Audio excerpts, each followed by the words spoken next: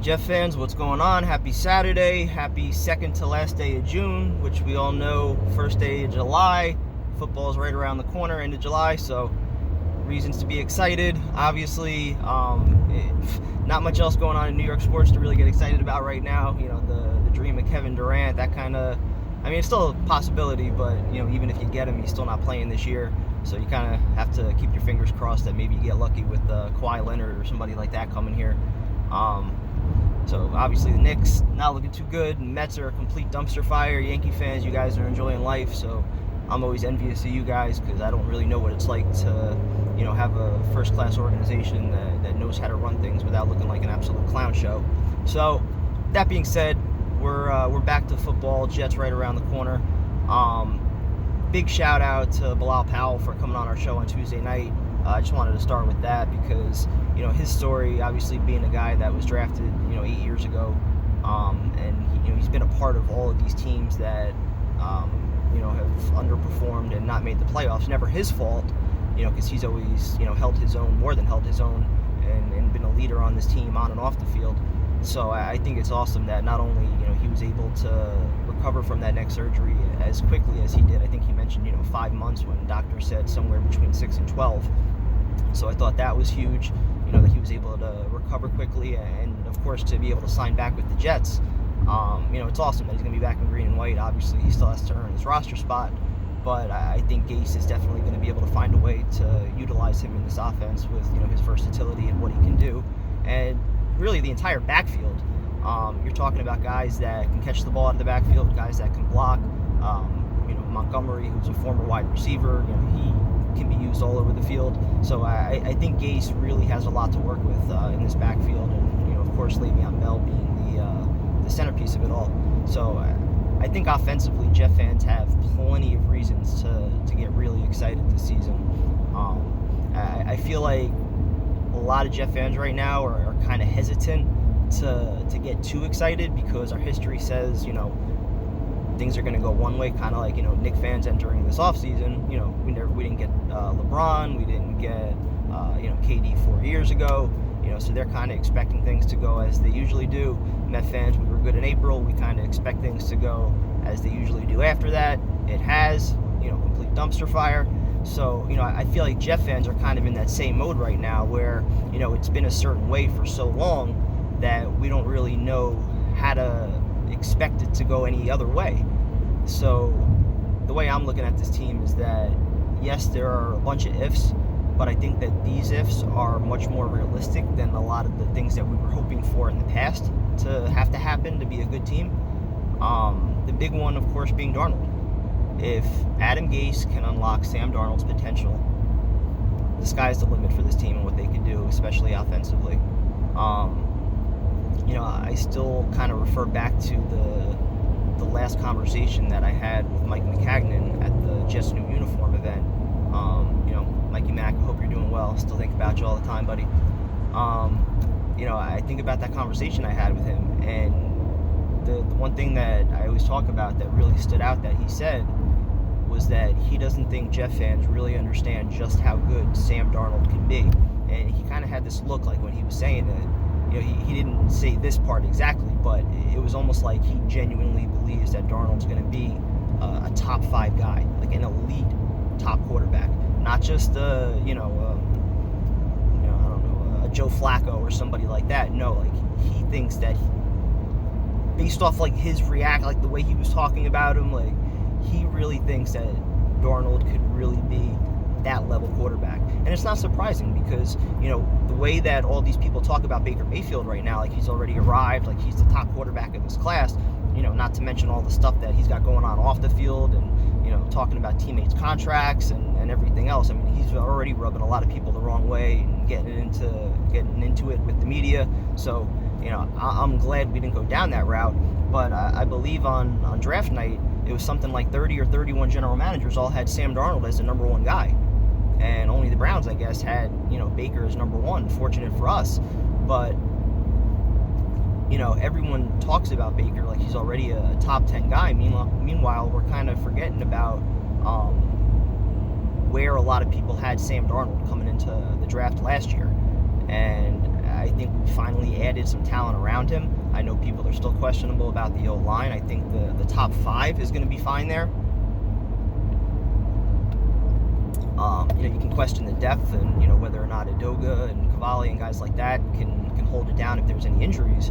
And certainly, the depth behind Harrison at center is a huge question mark. But the starting 5, I think, could be very good. And you combine that, obviously, with, I already talked about Le'Veon Bell, the top 3 receivers that we have with Quincy, Crowder, and Robbie Anderson, who, is going to be extremely motivated going into a contract year. I think those guys, they all complement each other well. Robbie is a deep guy, Crowder, working the slot underneath, and Quincy, a guy who can kind of move around, who can do it all, rack up the yards after catch.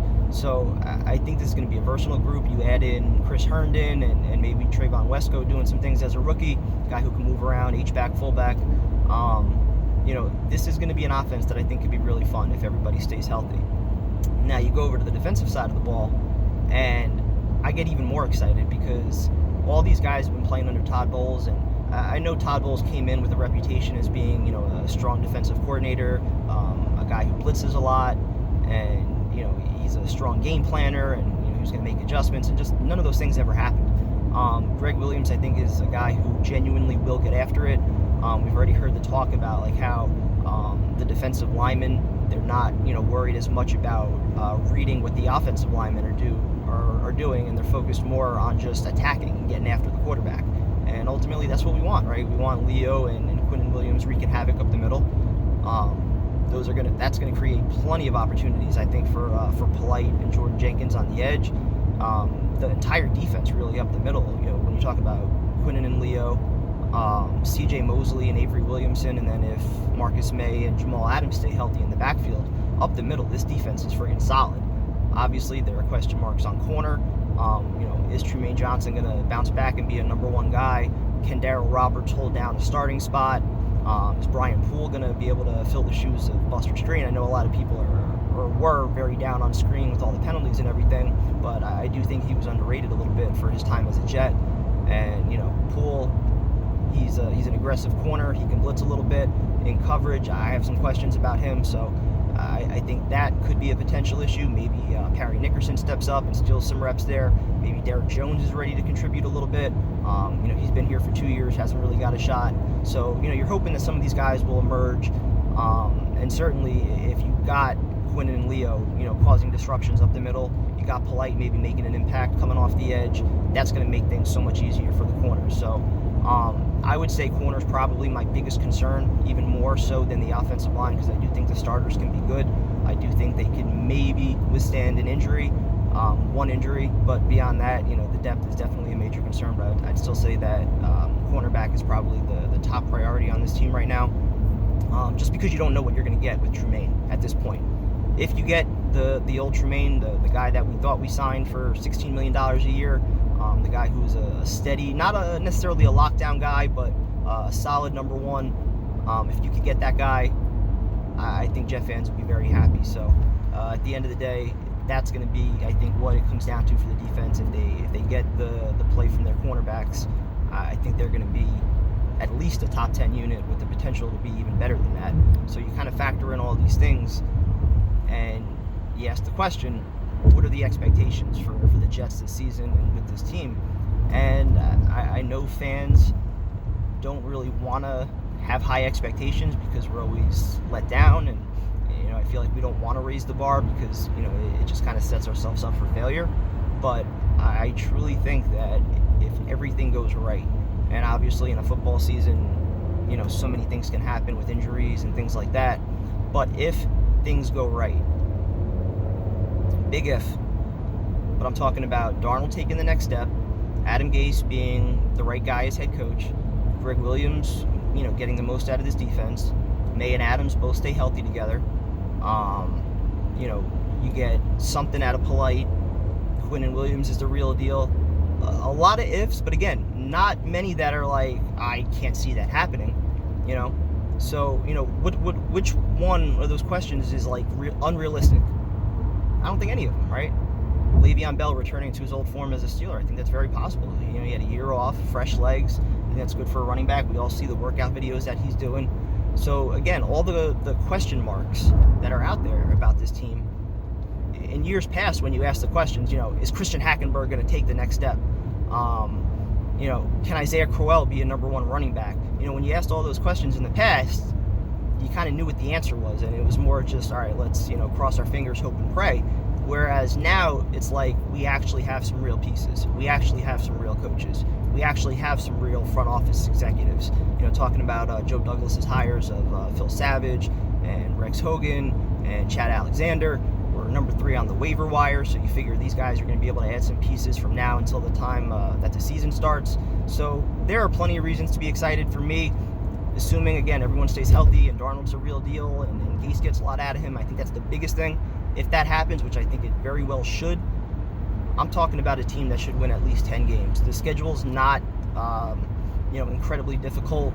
The first 6, I think the key is getting off to a good start in those first 2 weeks with Buffalo and Cleveland. I think it's Buffalo week 1, I forget. I know it's Cleveland week 2. You get off to a good start those first 2 weeks, which, again, both games are winnable at home. You get off to that good start. I think the next 4 weeks after that, though, I think they have the Pats twice, and I forget who else, but it's a difficult first 6 weeks. But if you survive that, even at 3-3, I think they set themselves up to go on a nice little run through November and December. So we'll see what happens. I'm excited. Heading down to the beach, first shore day of the summer. Talk to you guys soon. Enjoy your weekends.